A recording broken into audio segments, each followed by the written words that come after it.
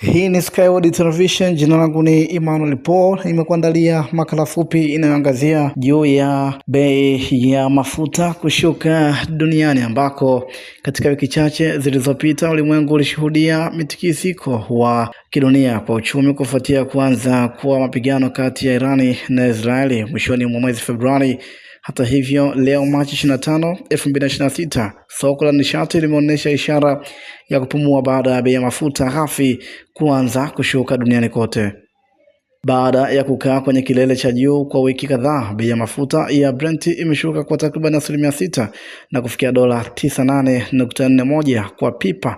Vile mafuta ya Marekani WTI yameshuka kwa zaidi ya 5% hadi kufikia dola 87.26. Ingawa bei hizi bado ni za juu kwa 33% ikilinganishwa na kipindi cha kabla ya vita, mwelekeo wa kushuka unaleta matumaini mapya kwa uchumi wa dunia. Sababu kuu ya kushuka huku ni hatua za kidiplomasia zilizochukuliwa na Marekani, ambako serikali ya Rais Donald Trump imewasilisha pendekezo la point 15 kwa Irani linalolenga kusitisha mapigano. Kauli za viongozi kuhusu uwezekano wa kufikia mwafaka zimepunguza hofu ya wawekezaji ambao wapo tayari na hapo awali alihofia kukatika kabisa kwa usambazaji wa nishati ulimwenguni.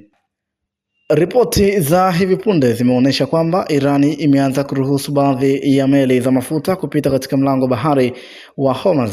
Eneo hili ni muhimu ambalo ni kwa takribani 20% ya mafuta yote duniani hupita hapo. Kuruhusiwa kwa meli hizo kumepunguza shinikizo la uhaba wa mafuta sokoni. Kupanda kwa bei kulikotokea mwezi uliopita kulianza kusababisha anguko la mahitaji, demand destruction. Mashirika ya ndege na makampuni makubwa ya usafirishaji barani Afrika na kwingineko yalishaanza kupunguza safari kutokana na gharama kubwa ya nishati, jambo lilopelekea soko kujirekebisha lenyewe ili kuvutia wanunuzi.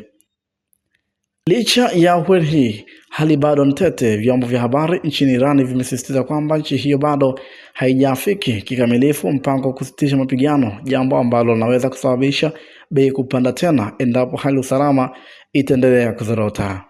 Kwa nchi nyingi ambazo zinaagiza mafuta ikiwemo Tanzania na majirani zake, kushuka huko kwa bei duniani kunaweza kusaidia kupunguza kasi ya mfumuko wa bei za bidhaa muhimu endapo hali hii itaendelea kuwa tulivu kwa wiki zijazo. Langu jina ni Emmanuel Paul. Hii ni Skyward Television. Zidi kutufuatilia kwa majukwaa mbalimbali ya kijamii, uzidi kuhabarika.